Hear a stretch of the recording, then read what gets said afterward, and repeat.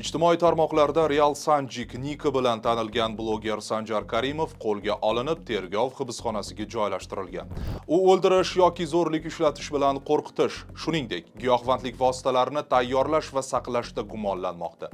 Oliy sud matbuot xizmatiga ko'ra, jinoyat ishlari bo'yicha Mirobod tuman sudining 28-noyabrdagi ajrimi bilan Sanjar Karimovga nisbatan qamoqqa olish tarzidagi ehtiyot chorasi qo'llangan.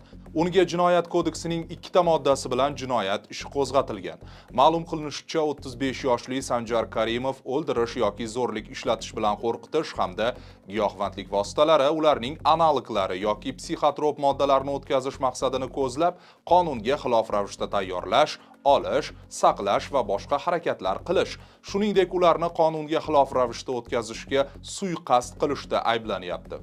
Jinoyat kodeksining 112-moddasi 1-qismidagi qilmish uchun bazaviy hisoblash miqdorining 25 baravarigacha miqdorda jarima yoki 240 soatgacha majburiy jamoat ishlari yoxud 1 yilgacha axloq tuzatish ishlari jazosi nazarda tutilgan. 273-moddasi 2-qismidagi jinoyat uchun esa 5 yildan 7 yilgacha ozodlikdan mahrum qilish jazosi belgilangan. Agar Sanjar Karimovga qo'yilayotgan ayblovlar o'z tasdig'ini topsa, u ozodlikdan mahrum qilinishi mumkin.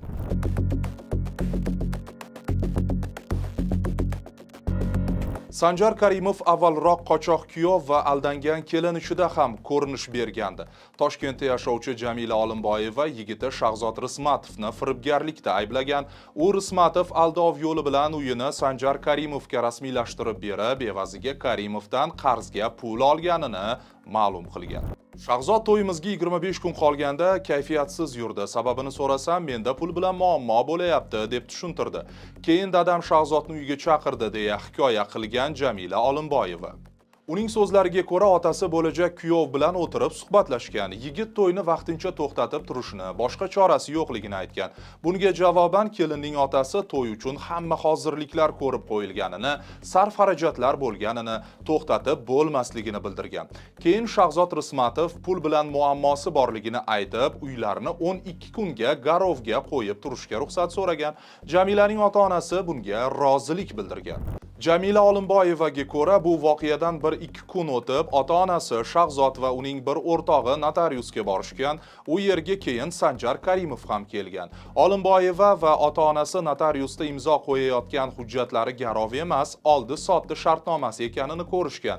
Ammo Shahzod ularni hujjatga tezroq imzo qo'yishga undagan. Shu tariqa uy rasmiy ravishda oldi-sotdi shartnomasi bilan Sanjar Karimov nomiga o'tgan. Jamilaning aytishicha, ular notariusda ham, undan keyin ham qo'llariga pul olishmagan. Oradan ko'p o'tmay Shahzod Rismatov yo'qolib qolgan. Keyinchalik uning qochib ketgani ma'lum bo'lgan. Olimboyevaning ushbu da'vosidan so'ng Sanjar Karimov uyni egalaridan $240,000 naqd to'lov evaziga sotib olganini aytib chiqdi. Ular menga sotib olishim mumkin bo'lgan uy borligini aytishdi. Uy evaziga naqd $240,000 berdim. Oila a'zolarining hammasi notariusga borgan va o'zlari rozi bo'lishgan. Shartnomani sinchiklab ko'rib chiqishgan. Bu mojaroga aloqam yo'q. Uyni o'z pulimga sotib oldim. Agar ularning biznesi muvaffaqiyatsizlikka uchragan bo'lsa, buning menga nima aloqasi bor? Men $240,000 to'laganman. Men uyni ularga yordam berish istagida sotib oldim, degandi Sanjar Karimov. 2025-yil 21-noyabr kuni jinoyat ishlari bo'yicha Mirzo Ulug'bek tuman sudida Shahzod Rismatovga oid jinoyat ishini 1-instansiyada ko'rib chiqish bo'yicha ochiq sud jarayoni yakunlandi. Sud hukmiga ko'ra Shahzod Rismatov juda ko'p miqdorda firibgarlik jinoyatini sodir etganlikda aybli deb topildi va unga 9 yil muddatga ozodlikdan mahrum qilish jazosi tayinlandi.